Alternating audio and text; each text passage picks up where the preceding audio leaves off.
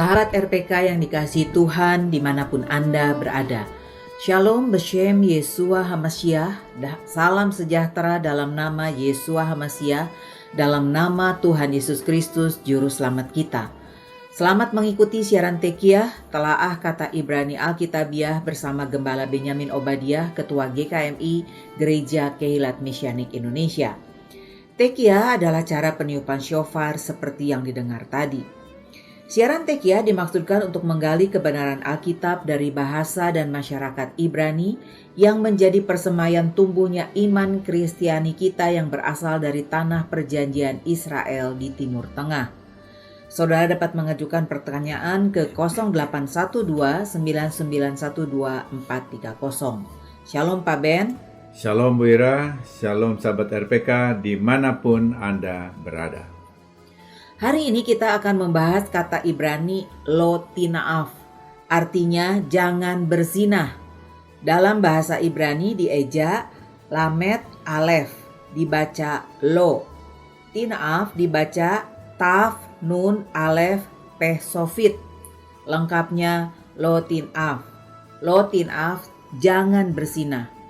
Yohanes pasal 7 ayat 53 dan Yohanes 8 ayat 1-6. Lalu mereka pulang masing-masing ke rumahnya. Tetapi Yesua pergi ke Bukit Zaitun. Pagi-pagi benar ia berada lagi di bait Elohim dan seluruh rakyat datang kepadanya. Ia duduk dan mengajar mereka. Maka ahli-ahli Taurat dan orang-orang Farisi membawa kepadanya seorang perempuan yang kedapatan berbuat zina. Mereka menempatkan perempuan itu di tengah-tengah lalu berkata kepada Yesua, Rabi, perempuan ini tertangkap basah ketika ia sedang berbuat zina.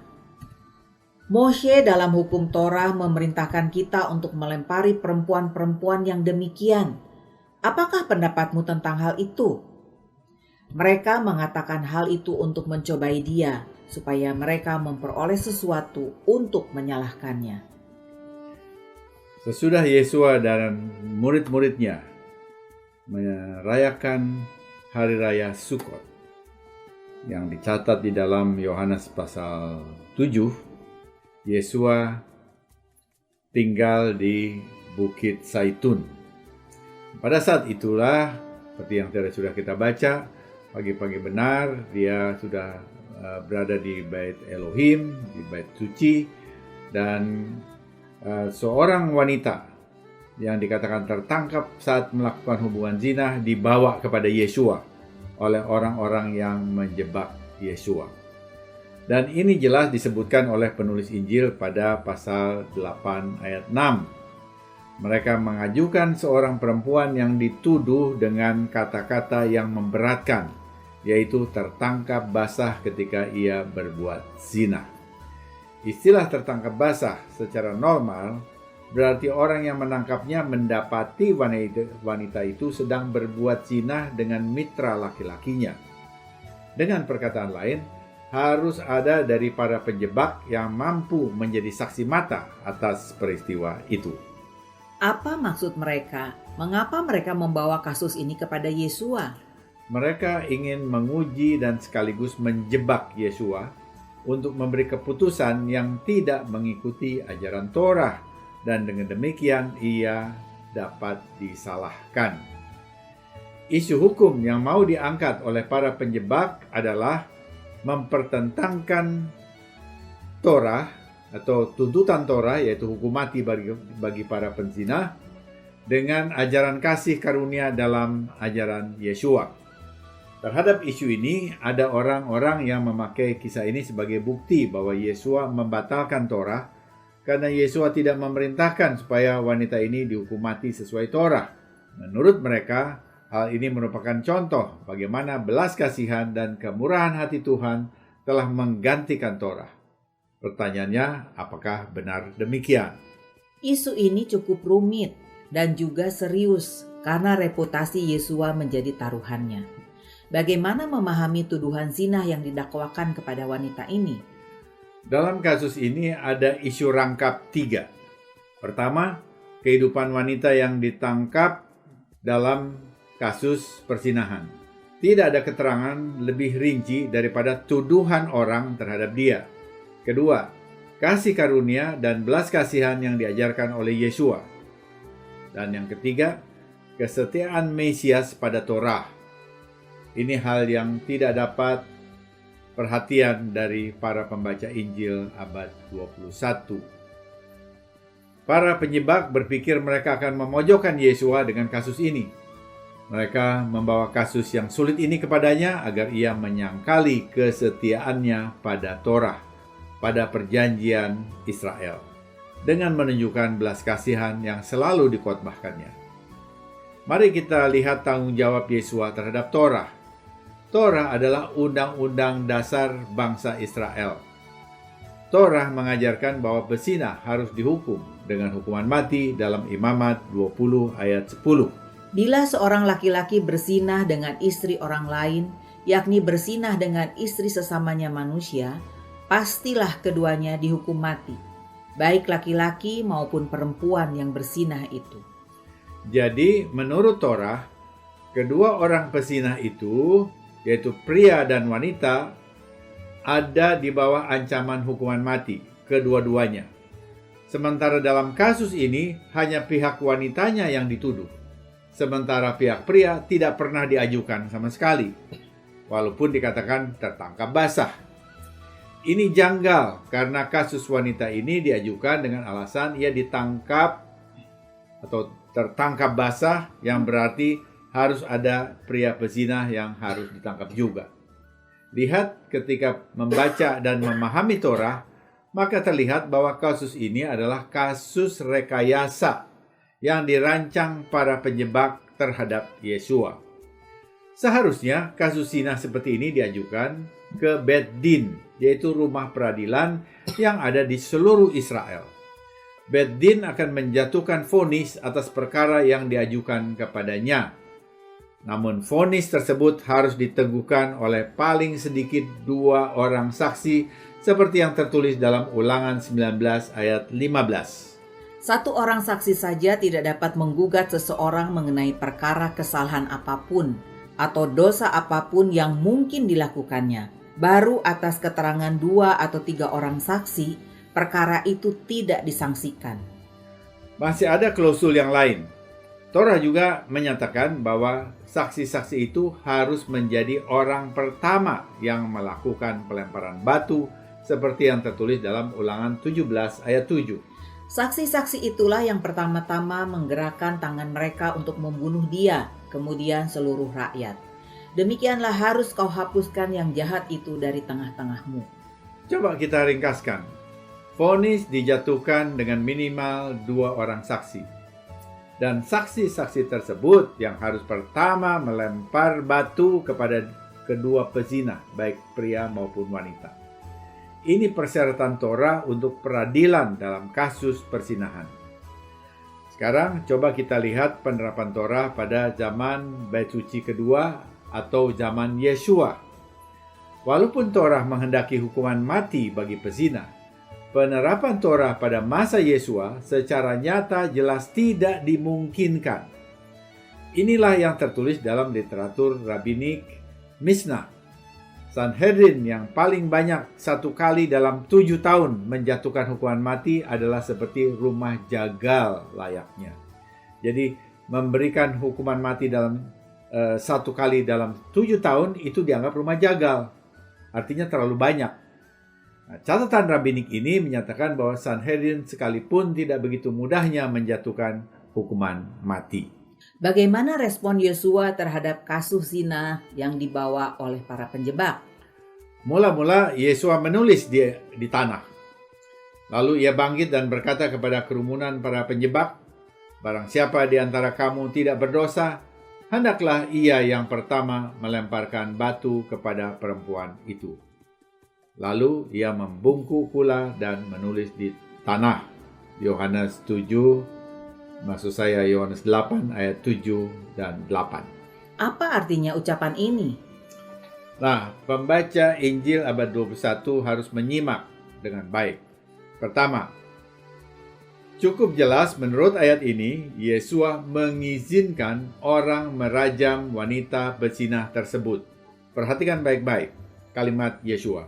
Barang siapa di antara kamu tidak berdosa, hendaklah ia yang pertama melempar batu kepada wanita itu. Jadi bukan larangan ini. Orang yang tidak berdosa yang dimaksud Yesua bukanlah orang yang tanpa dosa alias sinless, tetapi orang yang mengetahui namun tidak terlibat dalam dosa zina yang dituduhkan kepada wanita itu. Orang yang tidak terlibat zina itu merupakan saksi yang memulai pelemparan batu kepada wanita yang dituduh zina itu. Kedua, saat yang sama ia juga menerapkan prinsip Torah lainnya, yaitu sedikitnya harus ada 2 orang saksi yang memulai hukuman mati seperti yang disyaratkan oleh Torah dalam Ulangan 17 ayat 7 yang tadi sudah kita baca. Permintaan Yesua ini merupakan kunci pemahaman seluruh pasal ini. Dia minta saksi kunci menjadi orang pertama yang melempar batu, sekaligus sebagai orang yang tidak berdosa dalam kasus zina ini. Sekali lagi, tentu saja Yesua tidak memaksudkan bahwa mereka secara moral tidak berdosa, karena pemahaman seperti itu tidak sesuai dengan konteks saksi perkara zina. Dosa apa yang dimaksud Yesua? Dosa zina yang sesungguhnya. Harus diingat bahwa pada periode Bait Suci II, hukuman mati sudah sangat sulit dilakukan. Di bawah penjajahan Romawi, hukuman mati merupakan hak istimewa Kekaisaran Romawi. Dalam hubungan dengan perzinahan, diharuskan untuk memiliki banyak saksi terhadap perbuatan zina sebelum tuduhan dapat diajukan. Dan ini pun harus dalam situasi yang sangat pasti. James Boyce dalam The Gospel of John. Dengan perkataan lain, secara mutlak para penjebak tidak dapat menghadirkan saksi yang melihat pasangan pezinah dalam keadaan yang dimaksud. Misalnya, keluar kamar yang mereka tinggali berduaan, atau melihat perbuatan zina secara langsung alias tangkap basah. Dengan tidak adanya saksi mata, maka kasus ini adalah kasus bodong. Atau istilah peradilan sekarang, berkas pengaduannya tidak lengkap dan karenanya tidak layak untuk diproses. Mari kita lanjutkan dengan membaca Yohanes 8 ayat 9 sampai 11. Tetapi setelah mereka mendengar perkataan itu, pergilah mereka seorang demi seorang, mulai dari yang tertua. Akhirnya tinggallah Yesua seorang diri dengan perempuan itu yang tetap di tempatnya. Lalu Yesua bangkit berdiri dan berkata kepadanya, "Hai perempuan, di manakah mereka? Tidak adakah seorang yang menghukum engkau?" Jawabnya, "Tidak ada, Tuan." Lalu kata Yesua, "Aku pun tidak menghukum engkau. Pergilah dan jangan berbuat dosa lagi mulai dari sekarang." Sesudah mendengar Yesua memerintahkan orang yang tidak berdosa dalam kasus zina ini melemparkan batu, reaksinya luar biasa. Para penjebak mulai dari yang tua meninggalkan pelataran bait suci tempat mereka menggelandang wanita tertuduh itu. Akhirnya hanya Yesua dan wanita itu yang tersisa. Tidak ada orang yang menghukum wanita itu dengan lemparan batu. Apa artinya gejala seperti ini? Sederhana. Sesuai Torah Mose, ini berarti tidak ada saksi dalam kasus tuduhan zina ini. Dan kalau tidak ada saksi, maka perkara ini harus batal demi hukum. Karena itu Yesua berkata kepada perempuan itu, "Aku pun tidak menghukum engkau. Pergilah dan jangan berbuat dosa lagi mulai dari sekarang." Yesua tidak menghukum karena persyaratan adanya 2 orang saksi dalam Torah tidak dapat dipenuhi. Perhatikan alasannya, bukan karena dia mengabaikan Torah, tetapi justru karena mengindahkan Torah, maka Yesua tidak menghukum wanita itu. Tetapi dengan pembebasan ini, Yesua tidak memberi kasih karunia murahan kepada wanita itu karena dia berkata, "Pergilah dan jangan berbuat dosa lagi mulai dari sekarang." Wanita itu pun diminta meninggalkan dosa dan hidup kudus yang diajarkan dalam Torah. Baru Hashem, luar biasa. Ini penjelasan yang sangat lengkap. Semua aspek disingkapkan. Yang begini tidak pernah kita dengar di medsos. Jadi bagaimana kita melihat kasus ini? Pertama, kasus ini adalah rekayasa. Kasus yang dibuat-buat oleh para penentang Yesua untuk menjebak junjungan kita. Tanpa saksi, sesungguhnya kasus ini adalah kasus yang tidak nyata alias tidak layak diketengahkan. Seharusnya mereka pergi ke Bet Din, rumah peradilan yang tersebar di seluruh Israel. Bila kasusnya tidak dapat diselesaikan pada tingkat peradilan Bet Din, barulah kasusnya dibawa ke Sanhedrin di Yerusalem. Sistem peradilan bangsa Israel sudah ditegakkan sejak zaman Mose, sehingga tidak ada kemungkinan untuk terjadinya pengacakan seperti kasus tuduhan zina yang dibawa kepada Yesua yang tidak berada dalam sistem peradilan Israel. Pembaca Injil abad 21 harus menyadari bahwa kasus ini diajukan hanya untuk menjebak Yesua. Tetapi Baruch Hashem, Yesua keren. Dia tidak terjebak. Dia Mesias tulen. Kedua, tanpa saksi untuk pembuktian kesahihannya, kasus ini adalah kasus bodong yang dimungkinkan karena ada persekongkolan gelap antara para penjebak itu. Dimungkinkan kasus ini diketengahkan oleh orang-orang yang berbuat zina dengan wanita itu sendiri, dan ia ada di dalam kelompok penjebak yang melawan Yesua tadi. Bagaimana kesimpulan kasus wanita yang dituduh berzinah di hadapan Yesua? Yesua mengikuti Torah dalam seluruh kasus ini.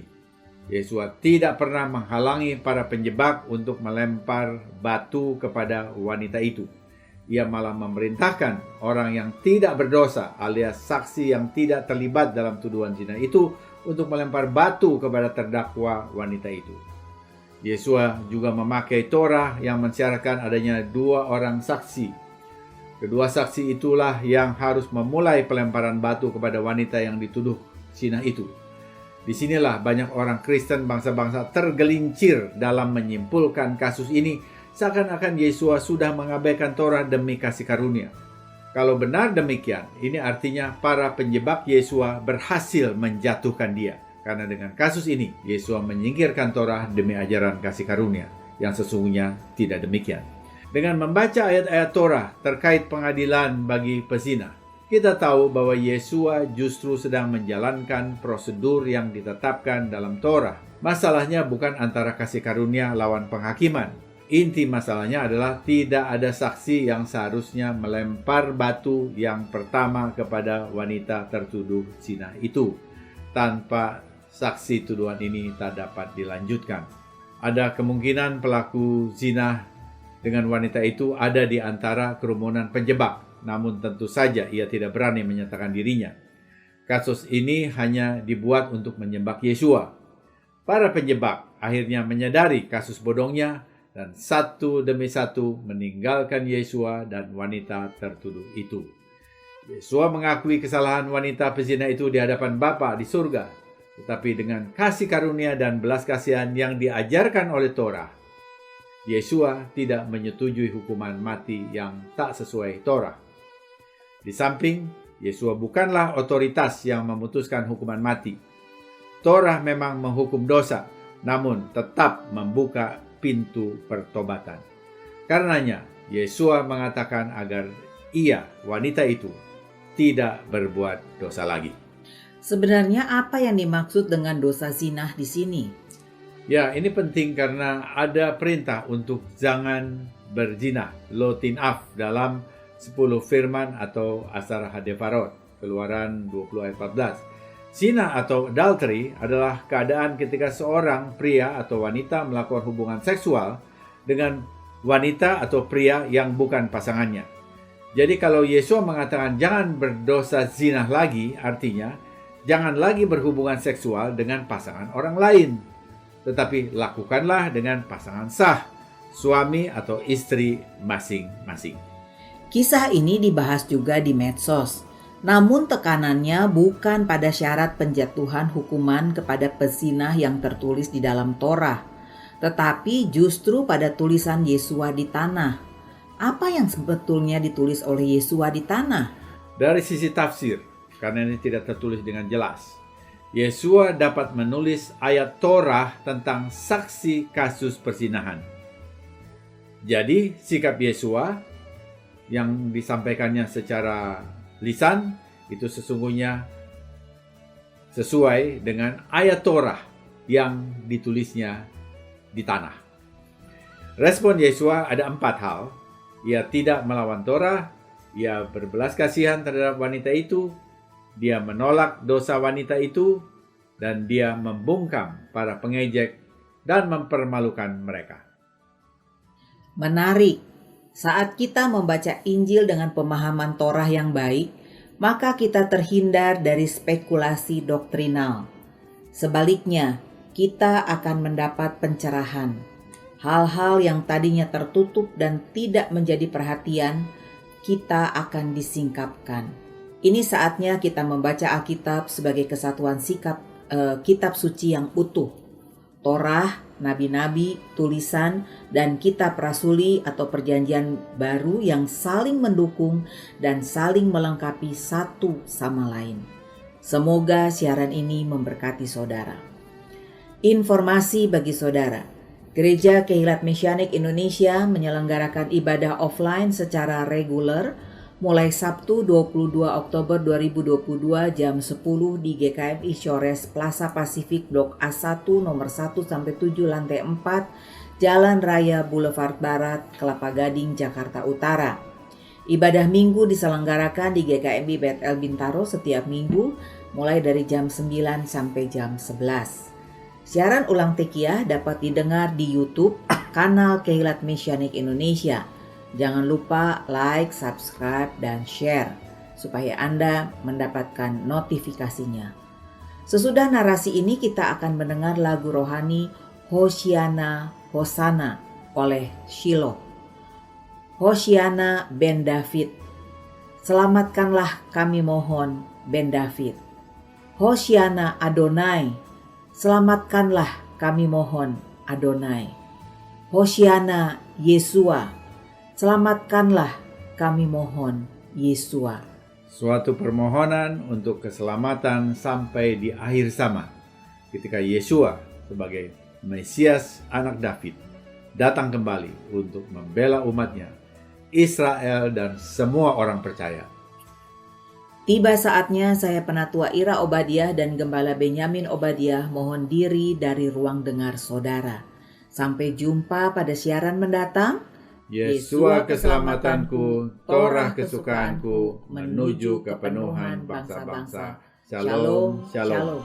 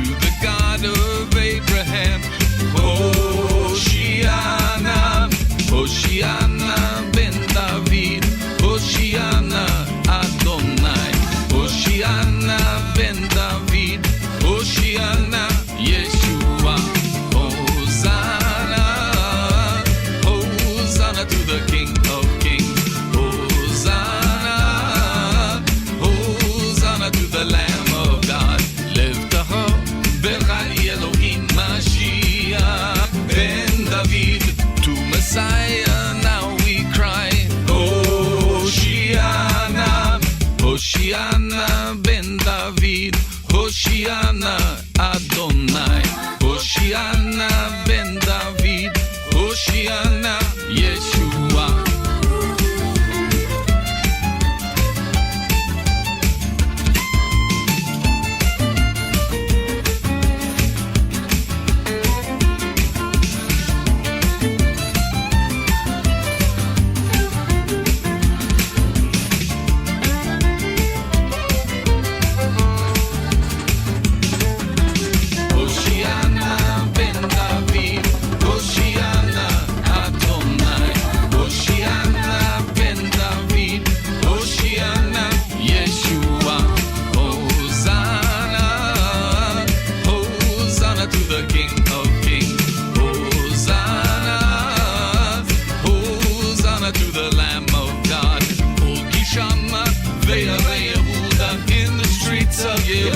Yerushalayim to Messiah.